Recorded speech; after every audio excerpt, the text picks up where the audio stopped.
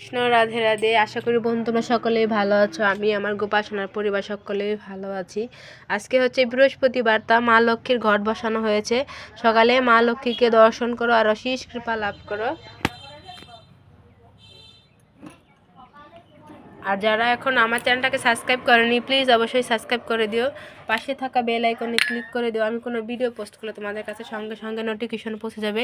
এখানে দেখো নারায়ণ লক্ষ্মীর চিত্রপট ফটো আছে, তো সেখানে আমি মা লক্ষ্মীকে অতি ফার্স্টে আমি ঘট বসিয়েছিলাম, সেটা আবারও এনেছি। আর ওখানে আছে শুধু মা লক্ষ্মীকে দর্শন করো আর অশেষ কৃপা লাভ করো। এখানে আছে বিপত্তারিণী মাতা, এখানে আছে শিব মহারাজ, নন্দী বাবা, সকলে দর্শন করো আর অশেষ কৃপা লাভ করো।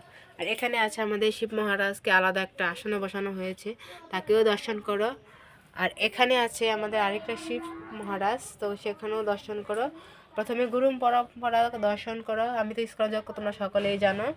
আর সকালবেলা গুরু পূজা করেছি, মঙ্গল আরতি শেষ হয়েছে, তুলসী আরতি শেষ হয়েছে, এইমাত্র আমরা এখন ভিডিও করছি। তো এখানে ভক্তি দেবী তুলসী মহারানীকে দর্শন করো। হরে কৃষ্ণ।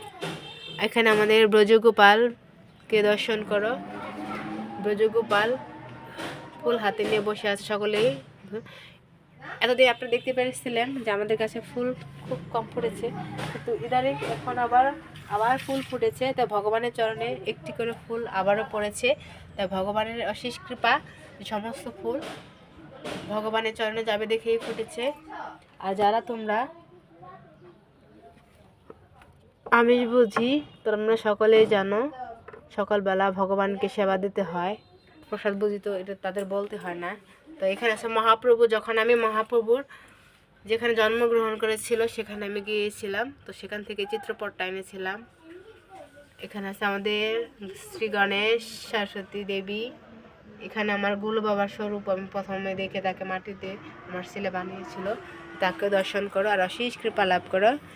আজকে অনেক ফুল ফুটেছে, তাই ভগবানের চরণে বেশি বেশি ফুল পড়েছে, তোমরা সকলে ভালো। আর এটা হচ্ছে গোমাতা, আমি যখন গয়ায় গিয়েছিলাম তখন একটা কিছু না কিছু স্মৃতি হিসেবে নিয়েছিলাম। এখানে এটা আমি বারসানা থেকে ময়ূরটা এনেছিলাম, তো 3টা ময়ূরই আমি এখানে দিয়েছি।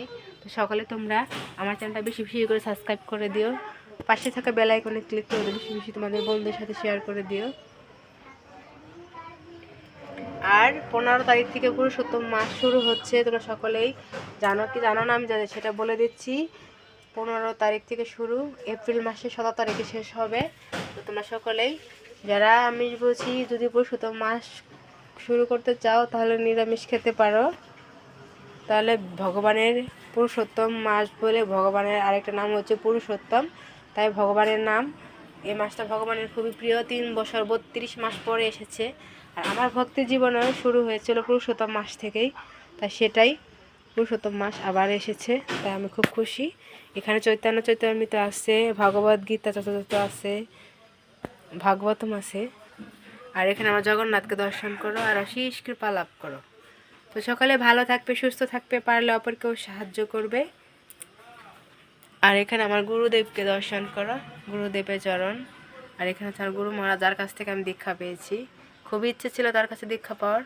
তো সকালে ভালো থাকবেন, সুস্থ থাকবেন, পারলে অপরকেও সাহায্য করবেন। হরে কৃষ্ণ কৃষ্ণ কৃষ্ণ হরে হরে, হরে রাম রাম রাম হরে হরে।